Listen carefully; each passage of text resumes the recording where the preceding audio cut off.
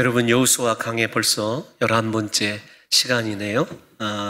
마태복음에 나타나는 예수 그리스도의 설교 3번째까지 마치고 잠시 여호수아로 돌아온 이유가 있습니다. 여호수아가 사실은 가나안 정복 전쟁을 다루는 이야기이지만 본질적으로는 우리의 삶이 무엇을 위해서 존재해야 되는가, 우리의 인생의 목적이 무엇인가라고 하는 것을 분명하게 보여주기 때문에 그렇습니다. 그래서 지금까지 여러분들에게 이 여호수아를 묵상하는 것과 조금 다른 각도에서 여호수아를 살펴보고 있어요. 어떤 거냐면 여리고성을 정복하고 승리할 수 있었던 것, 하나님을 향한 그들의 신앙의 태도, 특별히 민수기 14장에 기록되어 있는 하나님이 이스라엘 백성들을 향하여 지적하시는 그들의 한결같은 죄가 있습니다. 4가지 죄: 불신앙, 불순종, 입술의 원망과 불평. 4번째, 함께 모이면 언제나 하나님과 지도자를 대적하는 그들의 습관을 이 여리고성 전투에 하나님께서 방법을 제시했을 때 그 4가지를 완전히 초월할 수 있는 방법으로 여리고성을 무너뜨리게 하였다. 그래서 여러분들에게 강조한 것이 어떤 것이냐면 여리고성 정복이 강조되는 것이 아니라 하나님 앞에서의 신앙의 태도가 얼마나 큰 승리와 복을 우리에게 가져다 주는가라고 하는 것을 생각해 보았습니다. 아이성 전투의 패배의 원인이 어디에 있었느냐, 다른 것이 아니라 교만함과 우리 안에 있는 탐욕인데, 이 교만함과 탐욕이 인간의 가장 근본적인 죄예요. 죄의 출발점입니다.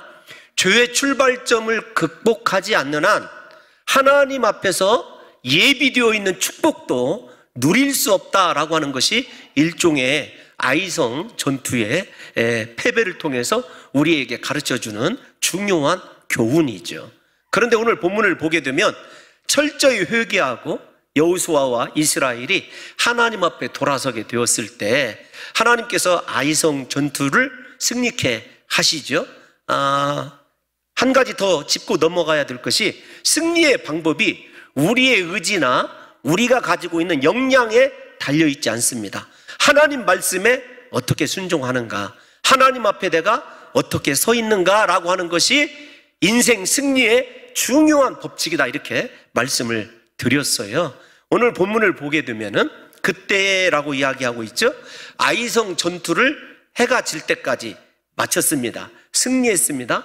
쉬어야 되는 것 정상적이지 않을까요? 그런데 쉬지 않고 아이성 전투가 끝나자마자 여호수아가 이스라엘 백성들을 급히 몰아갑니다. 어디로 몰아가냐면 에발산과 그리심산, 이따 한번 지적을 해드리겠습니다만 세겜 지역으로 몰아가요. 이 아이성과 에발산의 제사를 위하여 에발산만 일단 특정해서 말씀을 드리면 얼마 정도 떨어져 있냐면, 평균적으로 고고학자들의 이 평균 값을 내보니까 37km 정도 떨어져 있더라고요. 평균적으로 그렇습니다. 전쟁을 하루 종일 수행을 하고 그 밤에 37km를 군사들이 이동을 하고 있어요. 근데 여러분 생각해야 될 것이 어떤 것이냐면, 여리고성과 아이성 전투가 왜 이스라엘에게 중요한 전투의 시작이냐면, 가나안, 즉 팔레스타인을 남과 북으로 잘라내기 때문에 그래요. 그래서 남쪽에 있는 산지, 잘 들으셔야 됩니다. 남쪽에 있는 산지에 자리하고 있는 아모리 족속을 대표한 가나안 족속들과 평지에 자리를 잡고 있는 북쪽의 이 헷 족속 및 족속들이 연합하는 것을 원천적으로 봉쇄하는 거예요. 그래서 각각 따로따로 처리를 하려면 여리고성과 아이성이 반드시 정복이 되어져야 된다, 이렇게 말씀을 드렸습니다. 그런데 문제는 어떤 것이냐면, 지금 이스라엘 백성들이 오르기로 한 에발산을 가기 위해서, 에발산까지도 37km이지만 지리적으로 보면 여러분 잘 떠오르시지 않겠지만 구릉지대를 계속해서 올라가야 돼요. 평지 37km를 이동했다라는 것이 아닙니다. 구릉지대를 오르고 내리고 오르고 내리고 서쪽이거든요. 그 다음에 마지막에 가나안 땅에서 가장 높은 에발산으로 올라갔어야 됐어요. 여러분, 제가 등산을 조금 해 보았거든요. 등산을 할 때 여러분 지리산도 올라가 보고 한라산도 우리 장로님들과 다 이렇게 올라가 봤어요. 한 번에 올라가는 산은 여러분 그렇게 어렵지 않더라고요. 문제는 오르막 내리락 오르락 내리락이 연속되는 산이 제게는 정말 힘들어요. 그래서 저도 이제 마지막 하나 남아있는 꼭 가고 싶은 산이 어디냐면 설악산 공룡 능선이에요. 힘들다고 알려진 그곳 오르락 내리락 하는 4개의 봉우리가 있다고 그렇게 알려져 있습니다. 힘들죠. 그런데 이스라엘 백성들이 불평도 하지 아니하고 그곳으로 다 직행을 하고 있어요. 중요한 것 하나 있습니다. 어떤 것이냐면 구릉지대를 오르고 내리려고 것을 남쪽 산지에 있는 아모리 족속들이 바라보고 있어요. 지금 우리가 다음 주에 잠시 살펴볼 9장 1절에서 2절을 먼저 한번 읽어볼까요?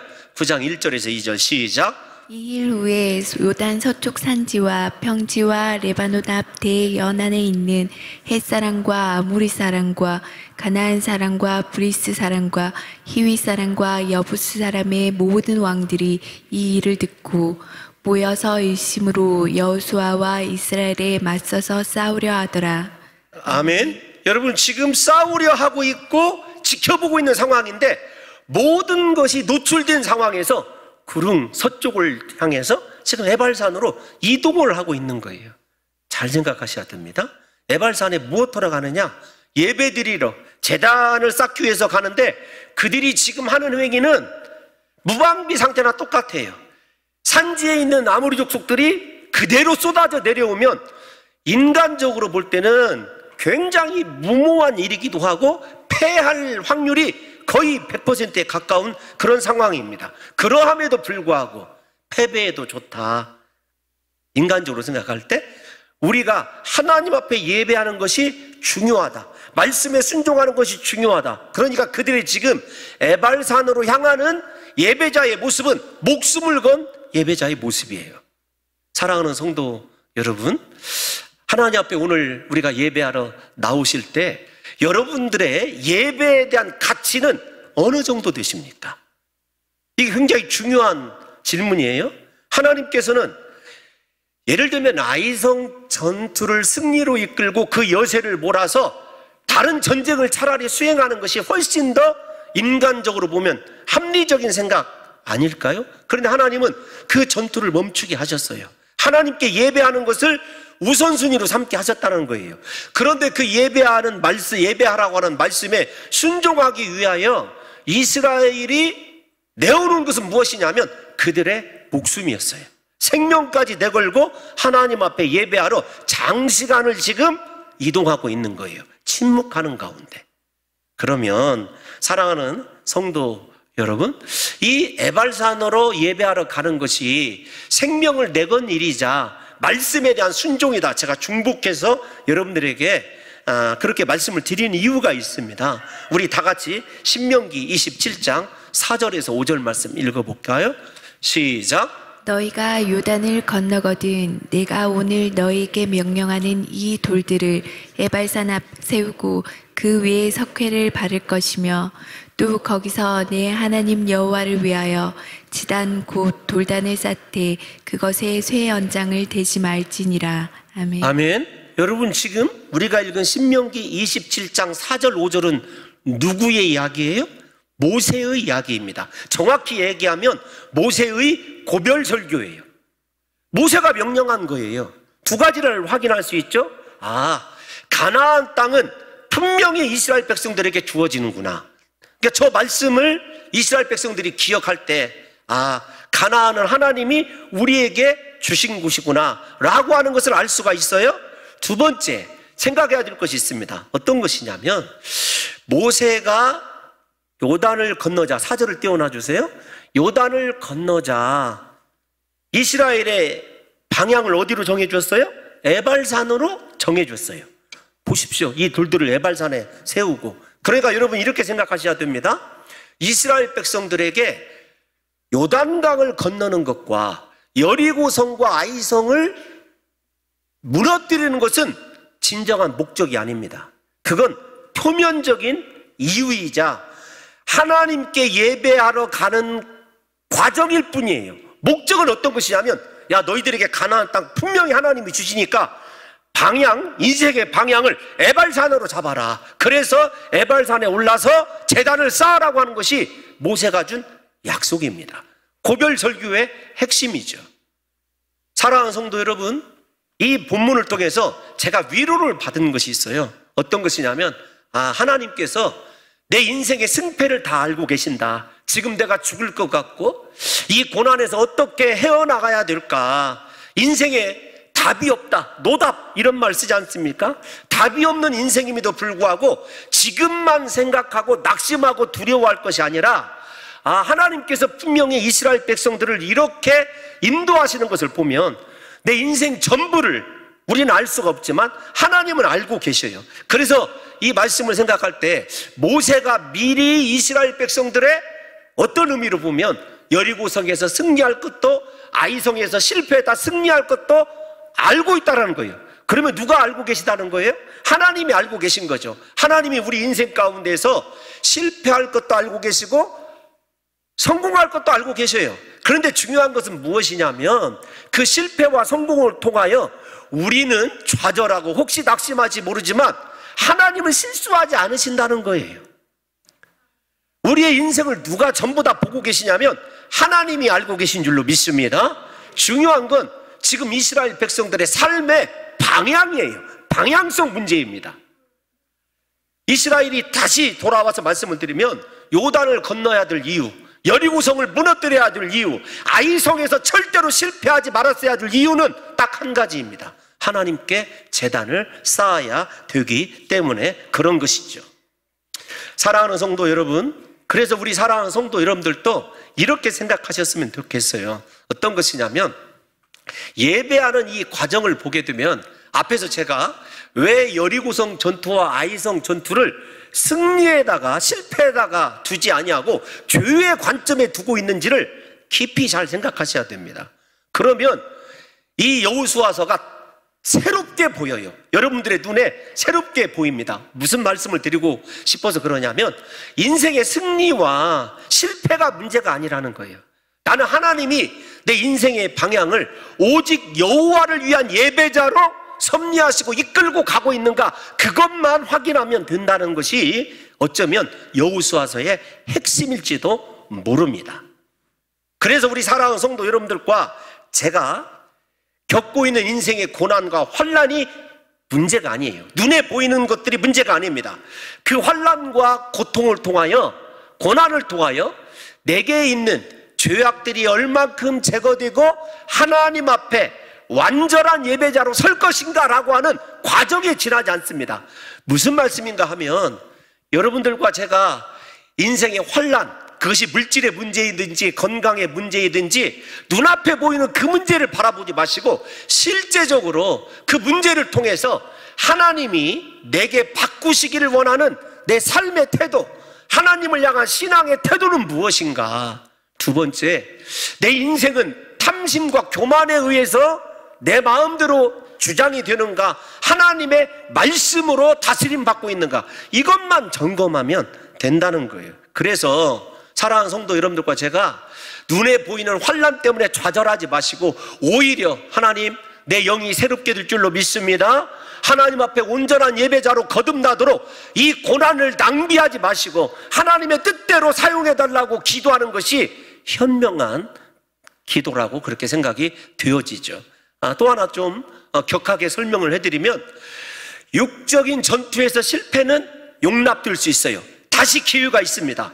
아이성 전투가 그것을 우리에게 얘기해 주잖아요. 문제는 영적인 전투, 내 안에 있는 죄와의 싸움에서 지지 말으라고 하는 것이 실제적인 교훈이죠. 그래서 여러분들과 제가 우리 인생을 전부 다 알고 계시는 하나님 앞에서 우리 실패하고 죄악에 넘어질 수 있습니다. 그러나 그 하나님이 반드시 우리에게 다시 기회를 주시고 우리의 삶을 마침내 하나님의 영원한 비전인 가나안 땅으로 우리의 인생을 이끄시고 인도하실 것이라고 하는 확신을 가지시기를 예수님의 이름으로 축원합니다. 그래서 저와 여러분들이 절대로 고난을 낭비하지 마시고, 하나님, 내 소원이 이 문제 해결이 아닙니다. 고난에서 벗어나는 것이 아닙니다. 하나님 앞에 완전한 예배자가 되는 것이 나의 소원입니다. 이렇게 기도할 수 있는 귀한 성도들 되시기를 예수님의 이름으로 축원합니다. 여러분, 그러면 왜 하나님께서 계속해서 저는 죄의 문제로 이 여호수아를 연결을 해보려고 생각을 하고 있어요. 에발산으로 왜 올라가서 제사를 드리라고 했을까? 여러분, 에발산이 저주를 선포하는 산인 거 아시죠? 에발산 뒤에 있는 산이 무슨 산이죠? 축복을 선언하는 산 이름이 그리심산이에요. 그래서 여러분들과 제가 요한복음 4장 수가성 여인이 우리는 이 산에서 예배하라고 배웠습니다. 그랬을 때 여러분, 세겜이 바로 사마리아 지역이기도 하고 그 수가성이 있는 지역이기도 합니다. 그곳에서 에발산에서만 예배를 해야 되는 것으로 수가성 여인이 알고 있어요. 우리가 그 본문의 배경이 바로 이곳이거든요. 그런데 왜 하나님이 축복의 산인 그리심산이 아니라 저주의 산인 에발산에 올라가서 예배를 드리라고 했는가? 물론 에발산이 그리심산보다 높습니다. 가나안 땅에서 최고 높은 산이, 적어도 평지 지역인 세겜에서 높은 산이 에발산이에요. 여러분들이 제 말을 의심하는 것 같아요. 에발산이 저주를 선언한 선이다. 우리 신명기 27장 12절에서 13절 읽겠습니다. 시작. 너희가 요단을 건넌 후에 시므온과 레위와 유다와 이사갈과 요셉과 베냐민은 백성을 축복하기 위하여 그리심산에 서고, 르우벤과 갓과 아셀과 스불론과 단과 납달리는 저주하기 위하여 에발산에 서고. 에발산이 저주의 산이에요. 저주하기 위한 산입니다. 그런데 하나님께서 모세와 여호수아를 통하여 축복의 산에 올라가지 말아라, 저주의 산으로 올라가라. 그리고 그곳에서 중요합니다. 우리 본문 다시 30절을 기억해 봐야 돼요. 30절 시작. 그때 여호수아가 이스라엘의 하나님 여호와를 위하여 에발산에 한 제단을 쌓았으니. 에발산에 한 제단을 쌓았으니, 한이라고 하는 말이 어떤 것이냐면 그라고 하는 정관사로 바꿔서 얘기할 수 있어요. 하나님이 미리 모세에게 얘기했던 제단을 쌓으라는 말을 여호수아가 지금 이스라엘과 함께 순종하고 있다는 것입니다. 그러면 왜 저주의 산에 서야 되는가? 이 저주는 무엇 때문에 생겨난 것이죠? 죄 때문에 생겨난 것이죠.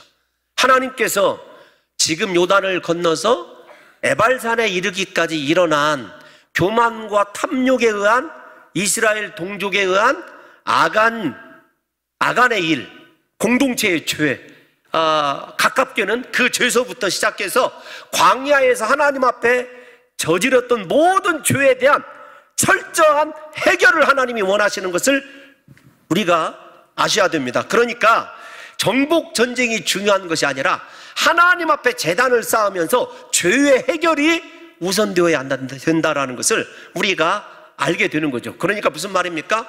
죄의 저주에서 벗어나 이스라엘 백성들이 오르지 아니한 그리심산의 축복을 바라봐야 돼요. 어떤 거냐면 저주를 발로 딛고, 죄의 저주를 발로 딛고 축복의 산, 축복만 바라보는 인생을 사는 길이 어디에 있냐면 오늘 이 에발산에서 쌓은 제단에 있다는 것입니다. 사랑하는 성도 여러분, 그러므로 바로 죄에서 속량받아서 가나안 땅이 거룩한 하나님 나라가 되기 위하여 필요한 것은 이스라엘에게 탁월한 전투력도 아닙니다. 우수한 군사력도 아니에요. 바로 거룩입니다. 사랑하는 성도 여러분, 우리가 흔히 하나님 세상에서 성공하고 나에게 권세를 주시면 하나님의 영광을 드러내겠습니다.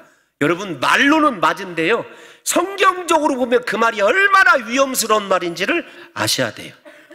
예를 들면 예수 믿는 사람들이 물론 권세를 잡고 위정자가 되면 나라를 변화시키는 경우도 있을 수도 있습니다.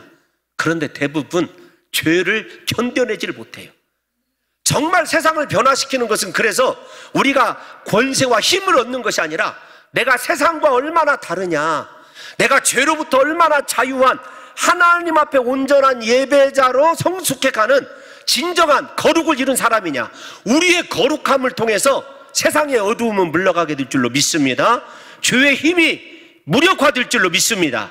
지금 이스라엘 백성들에게 하나님이 원하시는 것이 바로 그 모습이에요. 얘들아, 너희들 죄 문제를 해결하면 그리심산에 선포된 축복은 물론이거니와 가나안 땅이 진정한 하나님 나라가 될 것이라는 거예요. 다시 말씀을 드리지만 하나님이 이스라엘 백성들에게 야, 너희들 예배 잘 드려? 그러면 내가 우수한 군사들을 붙여줄 것이고 더 탁월한 전술로 가나안 땅을 다 쓸어버리게 할게. 우리가 원하는 삶이 바로 그 삶이에요. 하나님 나에게 지혜를 주시고 나에게 능력과 건강을 주시면은요, 이 일들 다 이루어서 하나님께 영광을 올려드릴게요. 아니요, 하나님은 우리에게 그것을 원하지 않으십니다. 그것은 일시적인 거예요. 진짜 내 삶이 죄에서 자유롭고 죄 문제를 해결한 진리 안에서 자유를 얻은 크리스찬이 되어서 세상과 구별되는 거룩을 이룰 때 가정이 변화가 되고 세상이 변화되는 역사가 일어나게 될 줄로 믿습니다. 그래서 예수님이 제자들에게 설교를 하시고 첫 번째 설교에서 너희는 팔복을 선언하시고 세상의 소금이다, 너희는 세상의 빛이라고 말씀하신 거죠. 존재론적으로 우리가 세상과 구별될 때 세상이 변화된다는 거예요. 대부분이 한국 기독교 우리 성도들이요, 속고 있어요. 잘못된 말씀에 속고 있습니다. 여러분들에게 축복받지 말아라, 여러분들이 위정자가 되지 말아라, 그런 얘기가 아닙니다.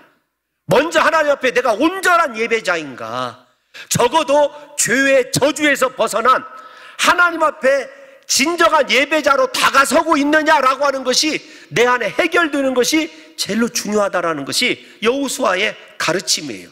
그래서 다시요, 여리고성과 아이성은요, 하나님 앞에 예배하기 위한 하나의 과정일 뿐입니다. 그것이 목적이 아니에요.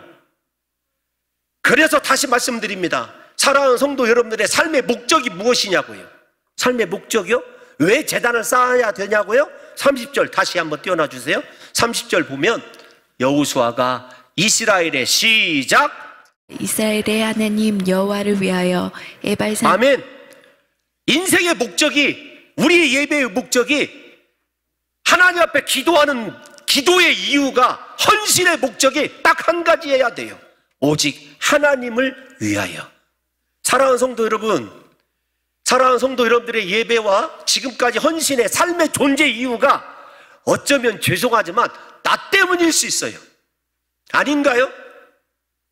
말로는 하나님의 영광을 위하여, 하나님을 위하여 택함받은 존재라고 하면서도 우리가 세상에서 지금 거룩하게 구별되고 진정한 하나님을 위한 예배자인지, 왜 오늘 예배에 나온 것이 그분을 통하여 내 삶이 그분께 드려지기를 원하는 신앙의 기본적인 자세를 가지고 이곳에 있는지를 생각해 봐야 한다는 것입니다.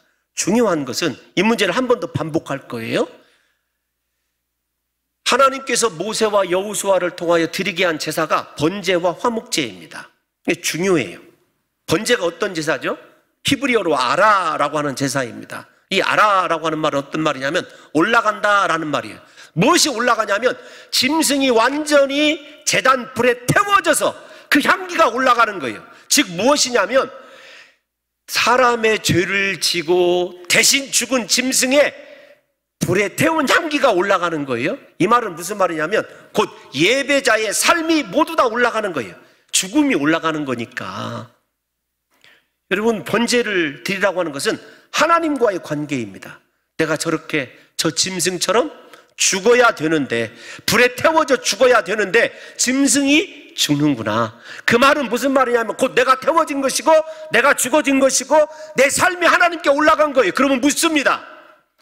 저와 여러분들이 구약식으로 따진다면 하나님 앞에서 완전히 태워져서 죽임당하고 내가 하나님 앞에 올라간 예배자인가, 내 삶을 거룩한 산제물로 하나님 앞에 진정으로 드려진 예배자인지를 생각해 보라고 해요.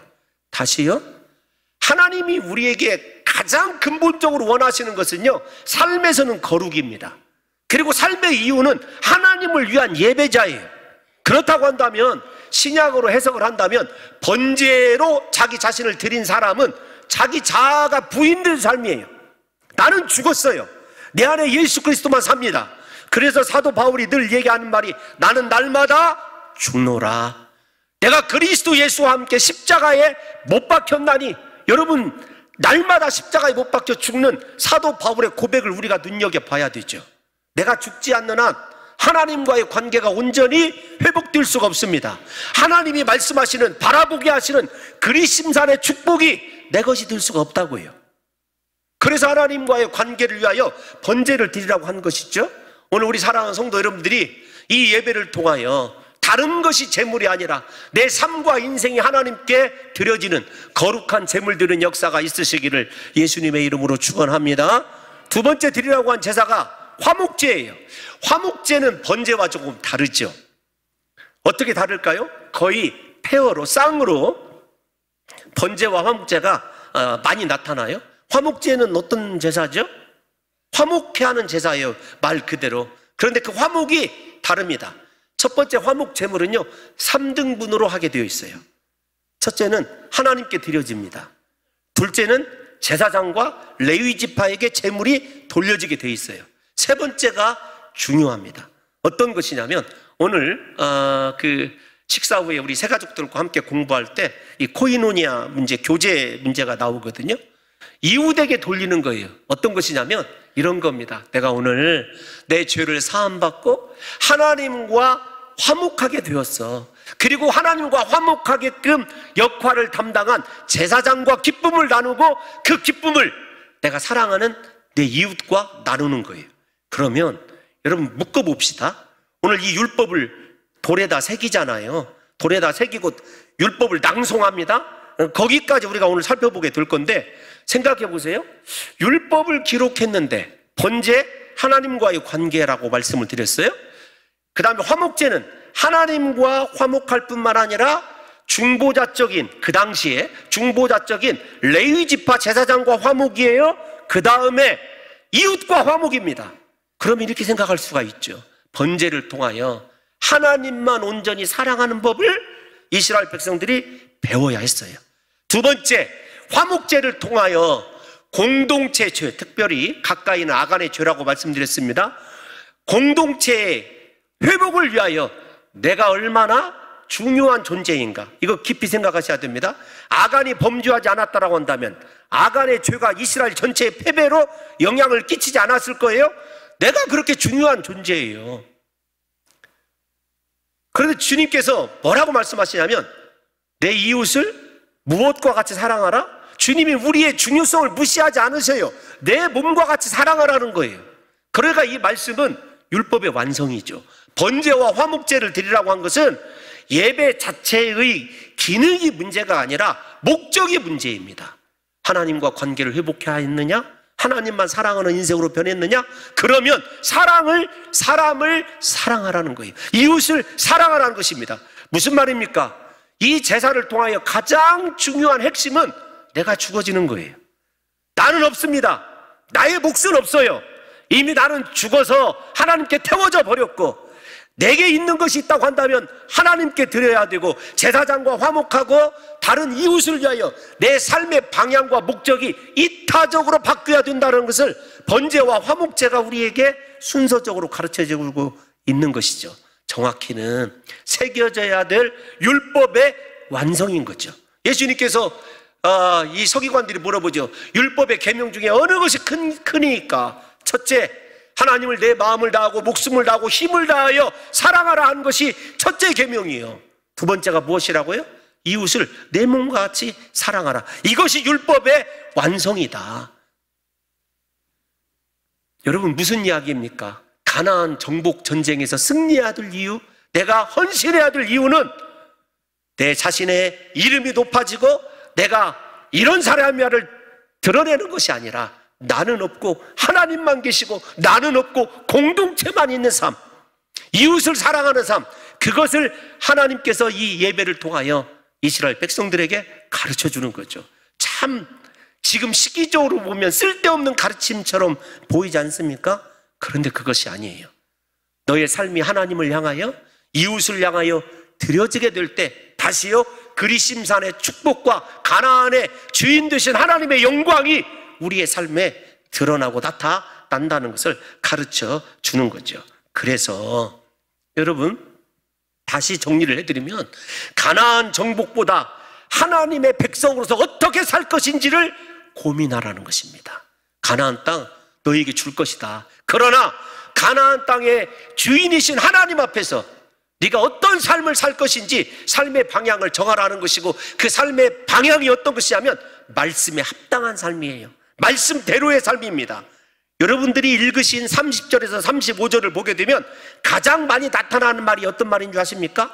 말씀대로, 말씀대로, 말씀대로, 말씀대로예요. 정확히 4번 나타납니다. 원문 성경에 의하면. 사랑하는 성도 여러분, 우리가 이 번제를 통하여, 화목제를 통하여 생각해야 될 것 다른 것이 아니라 나의 죄를 위하여 십자가에 못 박혀 죽으신 예수 그리스도를 이미 에발산에서부터 죄의 저주를 끊으실 예수 그리스도의 십자가 은혜와 속량의 은혜가 우리의 인생에 얼마나 중요한지를 가르쳐주고 있다는 것도 잊어서는 안 됩니다. 사랑하는 성도 여러분들이요, 그래서 이스라엘의 하나님 여호와를 위한 인생이 되었을 때, 하나님이 요구하시는 삶의 목적을 달성했을 때 그들이 진정한 하나님 나라의 백성이 된다는 것입니다. 앞에서 이렇게 말씀을 드렸어요. 어떻게 말씀을 드렸냐면 그리심산과 에발산이 위치하고 있는 곳이 세겜 지역이다, 이렇게 말씀을 드렸습니다. 기억나시죠? 세겜이 어떤 곳입니까? 이게 중요해요. 그리심산과 에발산이 위치하고 있는 세겜이 어떤 곳이냐고요. 아브라함이 하나님의 명령을 받아서 가나안 땅에 맨 처음에 들어가고 창세기 12장 7절을 읽어보십시오. 처음으로 제단을 쌓았던 곳이 세겜입니다. 하나님, 내가 언약대로 살겠습니다. 하나님과 언약을 맺고 예배드린 곳이죠. 우리가 잘 아는 이삭, 그 다음에 야곱이 밧단 아람에서 돌아와서 제단을 쌓았던 곳이 바로 이 세겜이죠. 세겜에서 무엇을 이야기하죠? 하나님 앞에 온전한 언약의 백성답게 살 것을 맹세한 곳이 바로 이곳 아닙니까? 그러면 제가 드리고 싶은 말씀이 어떤 거냐면 아브라함과 이삭과 야곱의 인생을 보십시오. 하나님 앞에 예배하는 것이 우선이었습니다. 장막을 짓는 것보다 하나님 앞에 자기 자신을 드리는 것이 우선이었습니다. 그들의 삶이 하나님 손에서 얼마나 영광스러운 인생을 살게 되는지를 우리가 세겜에서 이스라엘 백성들과 함께 확인해야 된다는 것입니다. 사랑하는 성도 여러분, 그러므로 세겜에서 이 제사와 언약의 낭독은 믿음으로 조상들처럼 오직 하나님의 백성답게 하나님과 동행하고 하나님 예배 우선의 삶을 살게 될 때 그들의 조상 못지않은 복을 누릴 것을 하나님이 약속해 주는 것입니다. 또 하나 우리가 생각해야 될 것이 어떤 것이냐면 여호수아는 제단을 쌓는 방식도 하나님의 말씀대로 쌓습니다. 우리가 읽은 이 본문에 보게 되면은 어디에 있냐면 31절에 나와 있어요. 31절을 한번 눈으로 보시면 여호와의 종 모세가 이스라엘 자손에게 명령한 것과 같이 모세의 율법제로 제게 기록된 대로, 이렇게 얘기합니다. 그곳이 어디냐면 출애굽기 20장이에요. 길지만 출애굽기 20장 23절에서 25절 한번 볼까요? 시작. 너희는 나를 비겨서 은으로나 금으로나 너희를 위하여 신상을 만들지 말고 내게 토단을 쌓고 그 위에 내 양과 소로 내 번제와 화목제를 드리라. 내가 내 이름을 기념하게 하는 모든 곳에서 내게 임하여 복을 여기서 주리라. 잠시 멈추죠. 중요한 건 제단은 원래 토단이어야 돼요. 토단, 흙으로 만든 제단입니다. 왜 토단이 중요하냐면, 왜 흙으로 제단을 만들려고 그러냐면 하나님이 이왕이면 아주 대리석으로 고급지게 만들지 않고 토단을 쌓으라고 했냐면, 토단이란 말이 사람의 어근과 똑같아요. 사람이 무엇에서 왔죠? 흙에서 왔어요. 그러니까 네 자신이 제단이 되라는 거예요. 중요합니다, 이게. 그러니까 흙으로 제단을 쌓으면서 이스라엘 백성들이 내 원료, 원천적으로 얘기하면, 원색적으로 얘기하면 내 원료로 제단을 쌓는구나, 이렇게 생각하지 않죠. 아, 내가 제단이 되는구나. 신약에서 하나님의 거룩한 성령을 모신 우리가 성소가 되는 것, 이거 다 연결이 되어 있는 거예요. 중요한 것은 이스라엘 백성들에게 그 제단을 흙으로 쌓을 때마다 내가 하나님의 제단인데, 내가 하나님의 거룩한 성소인데, 하나님의 교회인데 라고 하는 나름대로 정체성 확인을 한다는 거예요. 중요한 건 뭐냐면 번제와 화목제를 드리라고 그랬어요. 앞에서 설명해 드렸습니다. 그러면 내가 내 이름을 시작. 내가 내 이름을 기념하게 하는 모든 곳에서 내게 임하여 복을 주리라. 아멘. 두 가지가 따라오게 되죠. 하나님이 언제나 임재할 줄로 믿습니다. 임재하신 하나님께서 복을 주실 줄로 믿습니다. 중요한 건 내가 제단이 되고 하나님의 율법의 완성인 번제와 화목제가 드려지게 됐을 때 하나님은 언제나 내게 임재하실 뿐만 아니라 내게 복을 주신다는 사실이에요. 그런데 우리는 거꾸로 생각합니다. 예배에는 실패해도 괜찮다고 생각합니다. 예배에 목숨 걸지 않아도 된다고 생각을 해요. 내가 제단된 삶, 거룩한 삶, 여러분 중요하게 생각하지 않습니다. 무엇에 집중하냐면 복에 집중합니다. 세상 성공과 건강과 세상에서 권세를 얻는 것, 출세하는 것에 집중하고 내 힘으로 그것을 이루려고 한다면, 여러분 우리가 지금 하나님이 이스라엘 백성들을 왜 요단을 건너자마자 에발산으로 올라가서 예배를 드리라고 했는지에 대한 이유를 또다시 깨닫지 못하고 삶의 실패, 하나님 앞에서 실패를 연속하는 것에 지나지 않다는 것이죠. 시간상 넘어가 보면 여러분 이 방법이 어떤 것이냐, 돌로도 제단을 쌓게 하셨어요. 25절 한번 읽어볼까요? 25절 시작. 내가 내게 돌로 제단을 쌓거든 다듬은 돌로 쌓지 말라. 내가 정으로 그것을 쪼면 부정하게 함이니라. 여러분 돌로도 제단을 쌓을 수 있는데 다듬지 말라는 거예요. 절대 정되지 말라는 겁니다. 예배에 인간적인 요소를 가미하지 말라는 거예요. 무슨 말이냐면 오늘 본문의 여호수아에는 새 돌 이렇게 되어 있어요. 그런데 그 새 돌이란 말은 있는 그대로의 돌 그렇게 이야기합니다. 하나님이 원하시는 것은요, 우리의 죄악으로 얼룩져 있든지 혹은 내가 하나님 앞에서 거룩하든지 있는 모습 그대로예요.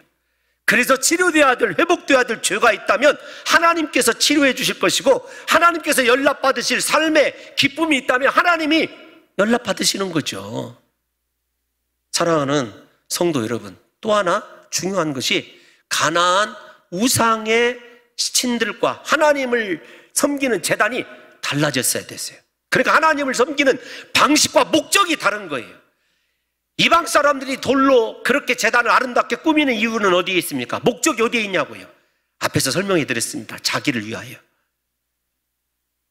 정성을 다하면 성공하고 출세하고 돈 잘 벌고 건강할 것이라고. 그런데 우리의 예배의 목적은 달라요.